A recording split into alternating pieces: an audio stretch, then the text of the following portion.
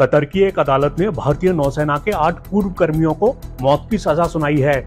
इस मामले पर अब भारत में सियासत भी तेज हो चुकी है। आपको सियासी बयान भी सुनवाएंगे, लेकिन उससे पहले इस मामले पर अब तक सामने आई जानकारी से रूबरू करा देते हैं।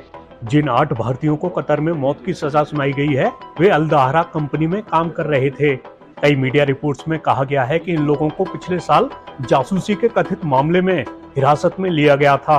हालांकि कतर के अधिकारियों की ओर से भारतीयों के खिलाफ लगाए गए आरोपों को सार्वजनिक नहीं किया गया है। मीडिया रिपोर्ट्स के मुताबिक पूर्व भारतीय नौसेना कर्मियों में captain Saurabh Vashishtha, commander Purnendu Tiwari, captain Virendra Kumar Verma, commander Suganakar Pakala, commander Sanjeev Gupta, commander Amit Nagpal और नाविक रागेश शामिल हैं।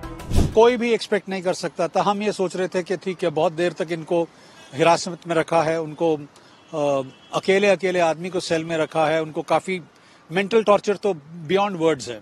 इतना अगर आप 12-14 महीने किसी को एक काल कोठरी में डाल देंगे, it is equivalent to a काल कोठरी।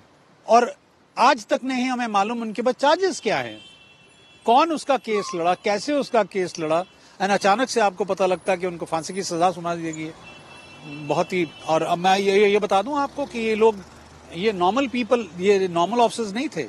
ये सारे नेवी से पूरी नौकरी करके गए हैं अपनी, और उसके बाद जाके उनकी डिफेंस फोर्सेस को ट्रेनिंग दे रहे थे। ऐसा क्या हो गया जो अचानक से सीधा ही कैपिटल पनिशमेंट, फांसी की सजा सुनाना? उन्होंने कोई कत्ल किया है, वहां पर कोई मर्डर किया है, मतलब कुछ तो होना चाहिए, कोई जस्टिस तो होना चाहिए। न्याय कहां मिलेगा? कौन से दरवाजे पे खड़काएंगे? अब ये डायरेक्ट फांसी। ओनली एक शब्द है मेरे पास, that government of India, MEA, the Prime Minister, who has got such good relationships with all the countries in the Middle East, I think some steps have to be taken and immediately our people have to be given some respite. कोई उनको कुछ तो करके उनको निकाला जाए। 8 भारतीयों को मौत की सजा सुनाए जाने पर भारत ने कहा है कि वो इस फैसले से बेहद हैरान है और सभी कानूनी विकल्पों पर विचार कर रहा है। विदेश मंत्रालय ने एक बयान में कहा है, हम इस मामले को बहुत अहमियत दे रहे हैं और इस पर बारीकी से नजर रख रहे हैं। हम सभी तरह की राजनयिक और कानूनी सहायता देना जारी रखेंगे। हम फैसले को कतर की अथॉरिटीज के सामने उठाएंगे। बयान में कहा गया है कि इस मामले में कार्यवाही की गोपनीयता के चलते फिलहाल कोई और टिप्पणी करना उचित नहीं होगा। चलिए अब आपको इस मामले पर हो रही सियासत को दिखा देते हैं। कतर से इतने पुराने और अच्छे रिश्ते हैं भारत के, वहां के बादशाह से क्यों नहीं बात की मोदी जी ने? बनते तो विश्व गुरु हैं, और हमारी भारतीय नौसेना के 8 पूर्व अधिकारियों को 1 साल से चल रहा है। कहां सो रहे थे मोदी जी? कहां सो रही थी आपके विदेश मंत्री? क्यों नहीं आपने किया?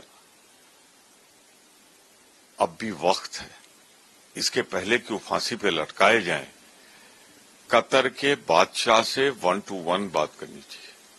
कूटनीतिक स्तर पर, राजनीतिक स्तर पर अगर जरूरत पड़े तो आसपास के देशों से संपर्क करके दबाव डाला जाना चाहिए कि उनको हर हाल में फांसी न हो। ये बात उठी थी लोकसभा में भी, हमने अपनी चिंता से अवगत कराया था, परंतु ये सरकार सो रही थी। इस सरकार में विदेश नीति का अनुभव विदेश सचिव रहे व्यक्ति से तो है, पर बड़े निर्णय जहां जरूरत प्रधानमंत्री जी की है वहां शून्य है मामला। तो मैं याद दिला दूं आपको, अभी प्रधानमंत्री जी गए थे कनाडा, ऑस्ट्रेलिया, और वहां से फ्लाई करके यहां लैंड भी नहीं किए और तमाम बच्चे निकाल दिए गए यूनिवर्सिटी में भारतीय छात्रों को। तो ये बनते तो विश्व गुरु हैं, आज इन्होंने भारत की विदेश नीति को सबसे कमजोर कर दिया।